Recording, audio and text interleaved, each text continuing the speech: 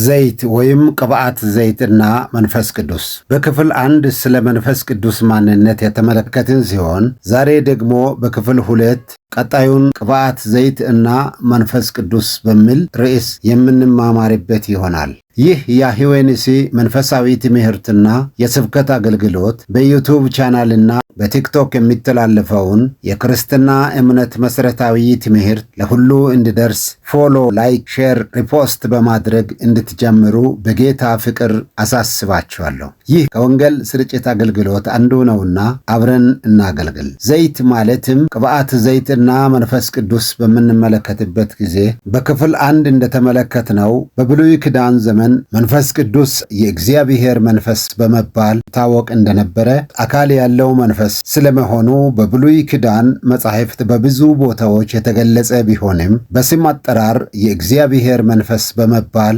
መታወቁን ተመልክተናል። በብሉይ ኪዳን ዘመን ዘይት ወይም ቅብዓት ዘይት በዘጸአት ምዕራፍ 30 ቁጥር 22 እስከ 33 በዝርዝር እንደሚያስረዳን በተለይም ቁጥር 26 እስከ 30 እንዲህ ሲል እናነባለን። የመገናኛውን ድንኳን፣ ታቦቱን፣ ገበታውንም፣ መቅረዙንም፣ የዕጣን መሠዊያ ዕቃውን ሁሉ፣ የመታጠቢያ ሰንና መቀመጫዎችንም ትቀባበታለህ በማለት በተጨማሪም በክህነት ያገለግሉኝ ዘንድ አሮንና ልጆቹን ቅባቸው ቀድሳቸውም የሚለውን እንመለከታለን። ቅብዓት ዘይት መቀባት ስንመለከት በብሉይ ኪዳን በማደሪያ ድንኳን ወይም በቤተ መቅደስ እግዚአብሔርን ለማገልገል አገልጋዮች ሲለዩ ወይም ሲቀደሱ በቅብዓት ዘይት ይቀቡ ነበር። ይህ በአዲስ ኪዳን በመንፈስ ቅዱስ የመቀባት ምሳሌ በመሆን በብሉይ ኪዳን አገልግሏል። እግዚአብሔር ሙሴን በክህነት ያገለግሉኝ ዘንድ አሮንና ልጆቹን ቅባቸው ቀድሳቸውም ያለው በቅብዓት ዘይት እንዲቀባቸው ነበር። ቀድሳቸውም ያለው መቀደስ ትርጉሙ ለእግዚአብሔር ብቻ ለመሆን ለያቸው ማለት ነው። ካህናት ለእግዚአብሔር ብቻ ሊሆኑ በዘይት መቀባት አለባቸው። በአዲስ ኪዳን ሊቀ ካህኑ ኢየሱስ ክርስቶስ በቅብዓት ዘይት ሳይሆን በነገር ሁሉ በኩር ይሆን ዘንድ እግዚአብሔር በመንፈስ ቅዱስ ቀባው። ሐዋርያ ሥራ ምዕራፍ 10 ቁጥር 38። ጌታ ኢየሱስ ራሱ በሉቃስ ወንጌል ምዕራፍ 4 ቁጥር 19 ወንጌልን ይሰብክ ዘንድ ቀብቶኛል አለ።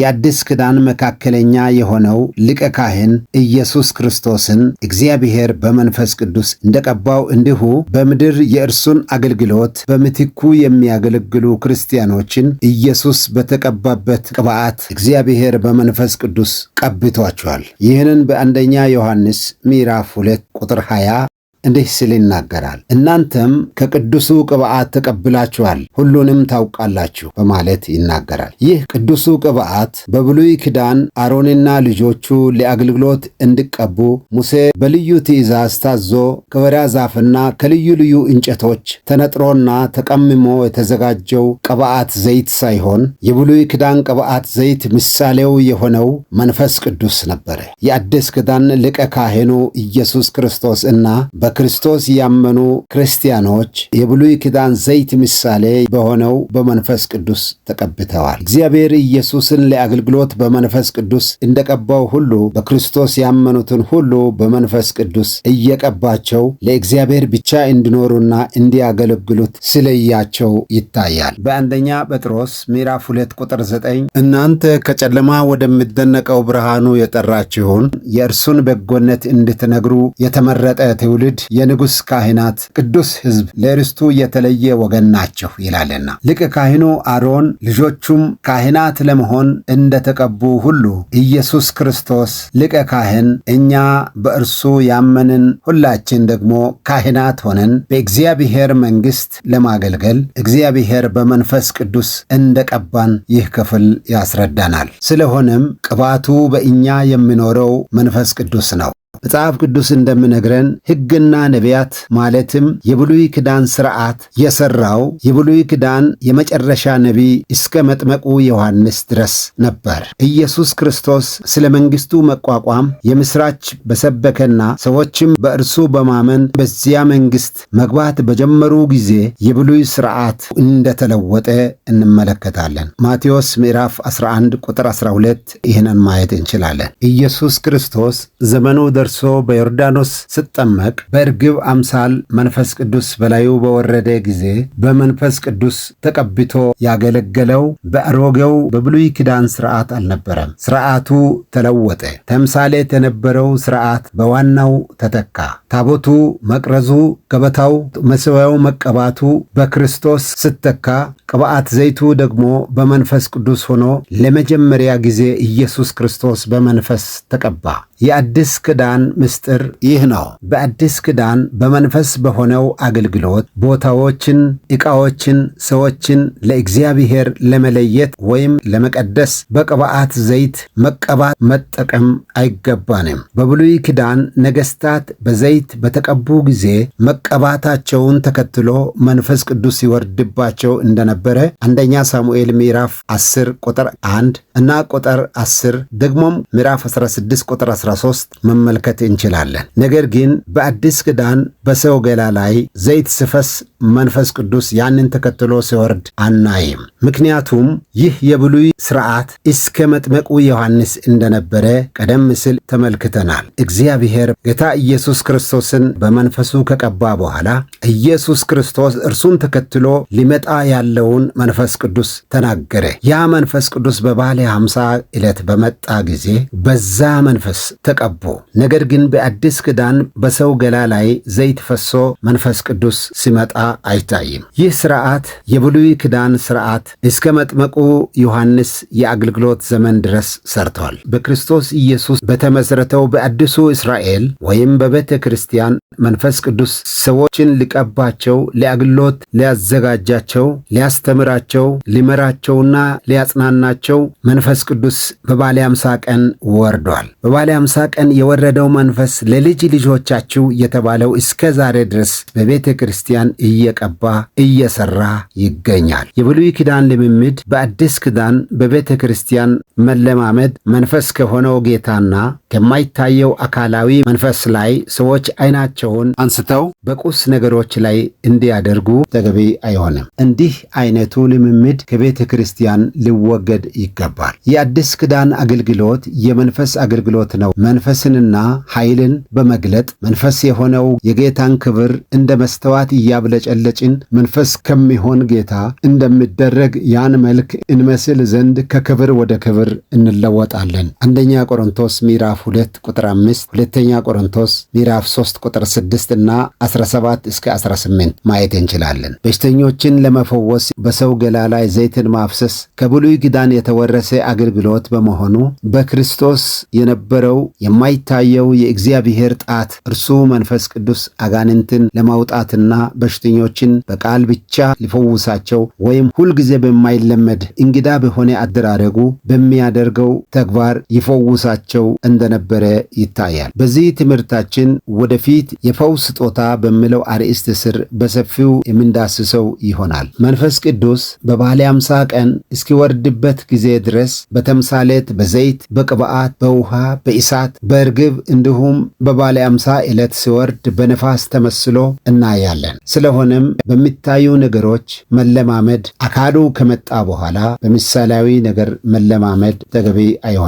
በአዲስ ኪዳን ቀደም ሲል እንደተጠቀሰው ክርስቲያን እንደ ኤፌሶን 3:16 በውስጣዊ ሰውነቱ በመንፈስ በመጠንከር ክርስቶስ የእግዚአብሔር ሙላት ሁሉ በእርሱ እንዳለው ክርስቲያኖችም ወደ ክርስቶስ ሙላት ደርሰው እንዲሞሉ አብ ወልድና መንፈስ ቅዱስ አድራሻቸውና ማደሪያቸውን በክርስቲያኖች ስላደረገ እያንዳንዱ ክርስቲያን የመንፈስ ቅዱስን ኃይል በእምነት መለማመድ እንጂ ቁሳዊ ነገር ዘይት፣ ውሃ የመሳሰሉትን በቤት ማኖር ይዞ መራመድ ልማድ ማድረግ አይገባም። ምክንያቱም እግዚአብሔር መንፈስ ነው። ያመኑቱ እና የሚያመልኩቱ ሁል ጊዜ በመንፈሱ የትም ቦታ ከእርሱ ጋር ይገናኛሉ። በአዲስ ኪዳን መጻሕፍት መንፈስ ቅዱስን መቀበል፣ በመንፈስ መቀባት፣ በመንፈስ መታተም፣ በመንፈስ መጠመቅና በመንፈስ መሞላት የሚሉትን ቀጥለን እንመለከታለን። አንደኛ መንፈስ ቅዱስን ቅዱስን መቀበል። መንፈስ ቅዱስን መቀበል አንድ ሰው ኢየሱስ ክርስቶስ የእግዚአብሔር ልጅ እንደሆነና የግል አዳኙ አድርጎ ሲቀበልና ሲያምን መንፈስ ቅዱስን ይቀበላል። ይህ የሚሆንበትን በሮሜ ምዕራፍ 10 ቁጥር 13 እና 14 የሂደቱን ቅደም ተከተል ይገልጻል። መጀመሪያ ክፍሉ የጌታን ስም የሚጠራ ሁሉ ይድናል በማለት ይጀምርና እንግዲህ ያላመኑበትን እንዴት አድርገው ይጠሩታል? ባልሰሙትስ እንዴት ያምናሉ? ያለ ሰባኪስ እንዴት ይሰማሉ? በማለት በጥያቄያዊ መልክ የሂደቱን ቅደም ተከተል ያሳየናል። ይህ ምን ማለት ነው ቢባል በመጀመሪያ ሰባኪ ይላካል። እርሱም የወንጌሉን ቃል ይሰብካል። ሰው የተሰበከውን ቃል ይሰማል። በሰማው ቃል ያምናል። ያመነውን ጌታ ስሙን ይጠራል። ከዛም ይድናል የሚለውን ቅደም ተከተል ያሳየናል። ከዚህ እንደምንረዳው አንድ ሰው የእግዚአብሔርን ቃል ሲሰማ ከቃሉ ጋር መንፈስ ቅዱስ ወደ ውስጡ ይገባል። ኢየሱስ በዮሐንስ ወንጌል ምዕራፍ 6 ቁጥር 63 ቃሉ እንደዚህ ይላል፣ ሕይወትን የሚሰጥ መንፈስ ነው፣ ሥጋ ምንም አይጠቅምም። እኔ የነገርኋችሁ ቃል መንፈስ ነው ሕይወትም ነው በማለት አስተምሯል። የእግዚአብሔር ቃል መንፈስ ያለበት ሕይወትን የሚሰጥ በመሆኑ የምስራቹ ቃል ሲሰበክ ሰው ያንን ሲሰማው መንፈስ ቅዱስን ከቃሉ ጋር ይቀበላል። በዚያ ቅጽበት በመንፈስ ቅዱስ ዳግመኛ ይወለዳል። አንደኛ ጴጥሮስ ምዕራፍ 1 ቁጥር 23 ዳግመኛ የተወለዳችሁት ከሚጠፋ ዘር አይደለም በሕያውና ለዘላለም በሚኖር በእግዚአብሔር ቃል ከማይጠፋ ዘር ነው እንጂ በማለት ዘሩ ወይም እግዚአብሔር የማይጠፋ መሆኑን ከማይጠፋው ዘር ከእግዚአብሔር ቃል ዳግመኛ መወለዱን ይናገራል። ደግሞም በያዕቆብ ምዕራፍ 1 ቁጥር 18 ለፍጥረቱ የበኩራት አይነት እንድንሆን በእውነት ቃል አስቦ ወለደን ይላል። ከዚህ በምንረዳው መሰረት ሰው ከእግዚአብሔር ቃል እና ከመንፈስ ቅዱስ አዲስ ልደት ማግኘቱን እናያለን። ይህም ሰው ቃሉን ሲሰማ መንፈስ ቅዱስን ከቃሉ ጋር ይቀበላል የሚለውን ያረጋግጥልናል። ያን ቅጽበት የጌታን ስም ይጠራል ይድናልም። የሐዋርያት ሥራ ምዕራፍ 19 ቁጥር 2 ሐዋርያው ጳውሎስ በኤፌሶን ከተማ አንዳንድ ደቀ መዛሙርትን አግኝቶ ባመናችሁ ጊዜ መንፈስ ቅዱስን ተቀብላችኋልን ባላቸው ጊዜ አልተቀበልንም፣ መንፈስ ቅዱስ እንዳለስ እንኳ አልሰማንም አሉ። ክፍሉ እንደሚያስረዳን ኢየሱስ በምድር እያለ በመጥመቁ ዮሐንስ ጥምቀት የተጠመቁ መሆናቸውንና ስለ ኢየሱስና ስለ መንፈስ ቅዱስ ሐዋርያ ጳውሎስ በማስረዳቱ በኢየሱስ ስም ተጠመቁ፣ መንፈስ ቅዱስንም ተቀበሉ። እንዲሁም በመንፈስ ቅዱስ ተሞልተው በልሳንና ትንቢት ሲናገሩ እንመለከታለን። ቁጥር 2 በመንፈስ ቅዱስ መቀባት ቀደም ሲል እንደተመለከትነው ለእግዚአብሔር ብቻ ለመሆን በመንፈስ ቅዱስ ተቀብቶ መለየት ሲሆን ይህም በሌላ አገላለጽ መንፈስ ቅዱስን መቀበል ማለት በመንፈስ ቅዱስ መቀባት ማለት ነው። በተለያዩ አገላለጽ ይገለጹ እንጂ በአንድ ጊዜ የሚሆነውን ሂደት ይናገራሉ። ሶስተኛ በመንፈስ ቅዱስ መታተም በኤፌሶን ምዕራፍ 1 ቁጥር 13 ክፍሉ እናንተ የእውነትን ቃል ሰምታችሁ በክርስቶስ አምናችሁ በተስፋው መንፈስ በመንፈስ ቅዱስ ታተማችሁ፣ ይህም ለእግዚአብሔር ያለውን ሁሉ እስኪዋጅ ድረስ የርስታችን መያዣ ነው ይላል። ሁለተኛ ቆሮንቶስ ምዕራፍ 5 ቁጥር 5 ደግሞ የመንፈሱን መያዣ ሰጠን በማለት ይናገራል። በእነዚህ ታተማችሁ ወይም የመንፈሱን መያዣ ሰጠን የሚለው ማህተም ባለንብረቱን ያመለክታልና ሰዎች ባመኑ ጊዜ በመንፈስ ቅዱስ ሲቀቡ ወይም ሲታተሙ የእግዚአብሔር ብቻ መሆናቸውን ያረጋግጣል። ደግሞም እግዚአብሔር መንፈሱን መያዣ አድርጎ የሰጠው ክርስቶስ ለከፈለው ዋጋ እግዚአብሔር የሚሰጠንን በሰማይ ርስትና ቀሪ ነገሮች እንዳሉ ቀሪ ነገሮችን ሁሉ እግዚአብሔር እስከሚሰጠን መንፈስ ቅዱስን መተማመኛ ወይም መያዣ አድርጎ ሰጠን። ይህ በመንፈስ ቅዱስ መታተም ቀደም ሲል እንደተመለከትነው በሌላ አገላለጽ ሲገለጽ መንፈስ ቅዱስን መቀበል በመንፈስ መቀባት ተብሎ ተገልጿል። በተለያዩ አገላለጽ ይገለጹ እንጂ በአንድ ጊዜ የሚሆነውን ሂደት ይናገራሉ። አራተኛ በመንፈስ ቅዱስ መጠመቅ። በመንፈስ ቅዱስ መጠመቅ ሲባል በአገላለጽ የሚለይ እንጂ መንፈስ ቅዱስን መቀበል፣ በመንፈስ ቅዱስ መቀባት፣ በመንፈስ ቅዱስ መታተም ከሚሉት ጋር ተመሳሳይ እንደሆነ እንመለከታለን። መንፈስ ቅዱስን መቀበል፣ በመንፈስ መቀባት፣ በመንፈስ መታተም እና በመንፈስ መጠመቅ አንድ ጊዜ የሚከናወነውን ሂደት በተለያየ አገላለጽ የተገለጸ እንደሆነ እንመለከታለን። ሐዋርያት ሥራ ምዕራፍ 1 ቁጥር 5 ኢየሱስ እናንተ ግን ከጥቂት ቀን በኋላ በመንፈስ ቅዱስ ትጠመቃላችሁ ያላቸው የአይሁድ የውሃ ጥምቀት ቢሆን የክርስቲያን ጥምቀት አንድ ጊዜ ብቻ የሚከናወን ሂደት ነው። ይህም ቀድሞ ከነበሩበት የሕይወት ሥርዓት ወደ አዲሱ የሕይወት ሥርዓት የመለወጥ ሂደት በመሆኑ ጥምቀት አንድ ጊዜ ብቻ የሚከናወን ሂደት ነው። በዚህ ተመሳሳይ የመንፈስ ቅዱስም ጥምቀት ቀድሞ ከነበረበት በሥጋ ከሚመራበት የሕይወት ሥርዓት ወደ አዲሱ በመንፈስ ቅዱስ ወደሚመራበት የሕይወት ሥርዓት መሸጋገሩን የሚገልጽ በመሆኑ በመንፈስ መጠመቅ አንድ ጊዜ ብቻ የሚሆን ሂደት ነው። ሰው በመንፈስ አንድ ጊዜ ብቻ ይጠመቃል። እስካሁን እንደተመለከትነው መንፈስ ቅዱስን መቀበል፣ በመንፈስ ቅዱስ መቀባት፣ በመንፈስ ቅዱስ መታተምና በመንፈስ ቅዱስ መጠመቅ ይህ በአንድ ክርስቲያን ሕይወት አንድ ጊዜ ብቻ የሚከናወን ነው። ሰው የምስራቹን ቃል በመስማት ኢየሱስ ክርስቶስ ጌታ እንደሆነ የግሉ አዳኝ አድርጎ ባመነበት ቅጽበት የሚከናወን ሂደት ነው። አምስተኛ በመንፈስ ቅዱስ መሞላት። በመንፈስ ቅዱስ መሞላት የሚለው ሐሳብ ቀደም ሲል ካየናቸው የተለየ ነው። በመንፈስ ቅዱስ መሞላት የአንድ ጊዜ ሂደት ብቻ ሳይሆን በተደጋጋሚ በአንድ ሰው ሕይወት የሚከናወን ሂደት ነው። በመንፈስ ቅዱስ መሞላት ማለት የአንድ ሰው ሕይወት ሙሉ በሙሉ በመንፈስ ቅዱስ ቁጥጥር ስር መሆን ማለት ነው። መጽሐፍ ቅዱስ ለመንፈስ ቅዱስ ሙላት መሰረት የሆነው በኤፌሶን ምዕራፍ 5 ቁጥር 18 በመንፈስ ተሞሉ የሚለው ትእዛዛዊ ቃል ነው። መሞላት ወይም ፊልድ የሚለው ቃል በግሪኩ ኮንትሮል፣ ይህም መቆጣጠር ማለት ነው። ደግሞም በግሪኩ የአሁን ጊዜ ግስ በመሆኑ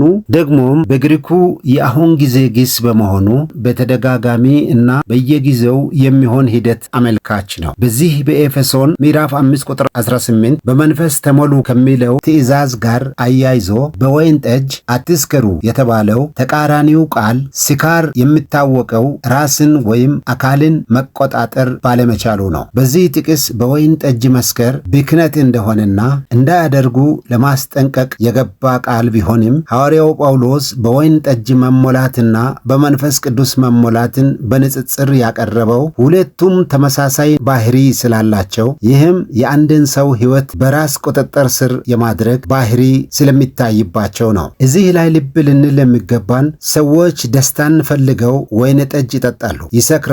ሰው አንድ ጊዜ ከሰከረ ሌሎችን እጅግ የከፉ የኃጢአት ድርጊቶች በቀላሉ የስካሩ መንፈስ በመንዳት ያስደርገዋል። አነጋገሩን፣ አረማመዱን፣ መላ አካሉን ይቆጣጠራል። ግርና በድህነት ቢኖር እንኳ በምሳሌ ምዕራፍ 31 ቁጥር 6 እስከ 8 እንደተጠቀሰው በወይን ጠጅ በተቆጣጠረው ይህ ቢሆን እንኳ ሀብታም ሁሉ የሞላው መሆኑን በማውራት ድህነቱን፣ ጉስቁልናውን ይረሳል። ሌሎችን በመጋበዝ መዝፈን፣ ማንጎራጎር፣ ማቅራራትም የእርሱ ይሆናል። እየደጋገመው ፍላጎቱን እየጨመረ ሲሄድ ደስታ ማግኘት ሳይሆን ደስታን ማጣት፣ ጊዜን፣ ገንዘብን፣ ጤንነትን ማጣት ጨምሮ ማለቂያና መጨረሻ ወደሌለው ብክነትና አዝቅት ይከተዋል። ለዚህ ነው በወይን ጠጅ አትስከሩ፣ ይህ ማባከን ነው ያለው። ሐዋርያው ጳውሎስ ከወይን ጠጅ መስከር በማነጻጸር በተቃራኒው በትእዛዝ መንፈስ ቅዱስ ይሙላባችሁ ያለውን ስንመለከተው አንድ ሰው በመንፈስ ቅዱስ ሲሞላ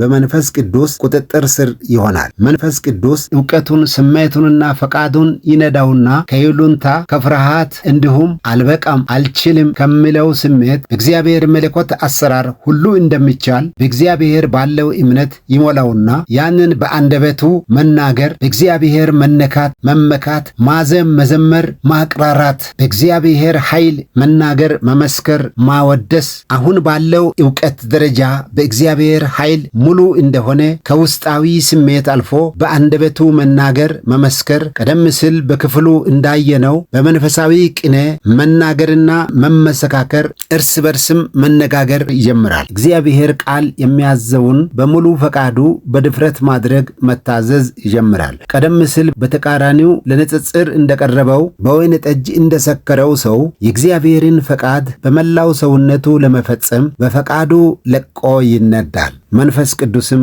ፈቃዱን ይነዳዋል። ፍጻሜው ለእግዚአብሔር ክብር፣ ለሚሰሙትም ደግሞ መታነጽ፣ ለራሱም የእግዚአብሔር ኃይል በመለማመድ ክርስቶስን ሊገልጥ ከኃይል ወደ ኃይል ከክብርም ወደ ክብር ይሻገራል። በውስጡም ስለ እግዚአብሔር ማንነት በአንደበት ከመግለጽ ያለፈ ዕውቀት በውስጡ ይቀርለታል። ለዚህ ጥቂት ምሳሌዎችን እናነሳለን። በሉቃስ ወንጌል ምዕራፍ 4 ቁጥር 1 እና ቁጥር 14 እስከ 19 ኢየሱስ ክርስቶስ በመንፈስ ቅዱስ ቅዱስ በተቀባና በተሞላ ጊዜ እግዚአብሔር አብን መስክሮለት ወደ ምድረ በዳ መንፈስ ቅዱስ መራው። የጾሙን ጊዜና በዲያብሎስ የመፈተኑን ሁኔታ በድል ተወጥቶ በዚያው ሙላት በመንፈስ ኃይል ከምድረ በዳ ወደ ናዝረት ወዳደገበት ወደ ገሊላ ተመለሰ። እንደ ማንኛውም የሰፈር ልጅ እየተጫወተና ለቤተሰብ እየታዘዘ እንዲሁም በማርቆስ ምዕራፍ 6 ቁጥር 3 እንደተጻፈው አብረው አደጎቹ ጓደኞች፣ ዘመዶቹና የአካባቢው ሕዝብ ይህስ ጸራቢው የማርያም ልጅ የያዕቆብም የዮሳም የይሁዳም ወንድም አይደለምን? እህቶቹስ በእኛ ዘንድ ያሉ አይደሉምን? እስኪሉ ድረስ አንድ ተራ አናጺና የአናጺ ልጅ እያሉ በንቀት በሚያፈዙበት ዘንድ የእግዚአብሔር ልጅ መሆኑን በመንፈስ ቅዱስ መቀባቱን ይሉንታና ፍርሃት ሳይይዘው ለመመስከር ኃይልና ድፍረትን ከመንፈስ ቅዱስ አገኘ። ይህ ምስክርነት በከተማው ሰው ታላቅ ቁጣ በቀሰቀሰ ጊዜም ደግሞ ከምንም ሳይቆጥር ወደ ተልእኮ ብቻ እያተኮረ ሐሳቡን፣ ስሜቱንና ፈቃዱን መንፈስ ቅዱስ ወደ ተልእኮው እንደነዳው እንመለከታለን። ሌላ ደግሞ በሐዋርያት ሥራ ምዕራፍ 2 በበዓለ ሃምሳ ቀን በ120ዎቹ ደቀ መዛሙርት ላይ መንፈስ ቅዱስ በወረደ ጊዜ ሁሉም በመንፈስ ቅዱስ ተሞሉ።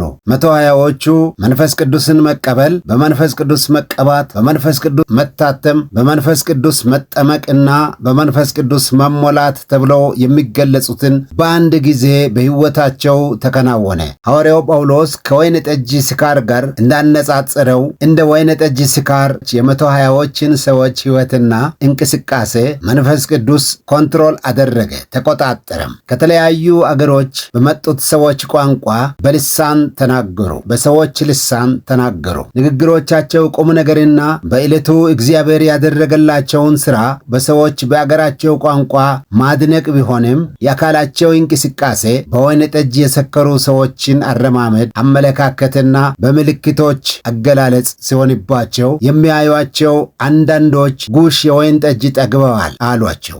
ሌሎቹ ግን የነገሩት ነገር የሰከሩ ሰዎችን ንግግር አይደለም። እነዚህ ሁሉ የገሊላ አካባቢ ሰዎች ናቸው። ታዲያ እንዴት በራሳችን ቋንቋ የእግዚአብሔርን ሥራ ሲናገሩ እንሰማለን? በማለት አመነቱ። በመንፈስ ቅዱስ ኃይል ከሰከሩት አንዱ ሐዋርያው ጴጥሮስ ከ11ዱ ሐዋርያት ጋር ቆሞ ይህ የወይን ጠጅ ስካር አይደለም በማለት ከኢዩኤል መጽሐፍ የመንፈስ ቅዱስን ሥራና አሰራር በማስረዳት ለተሰበሰበው አይሁድ ወንጌልን ሰበከላቸው።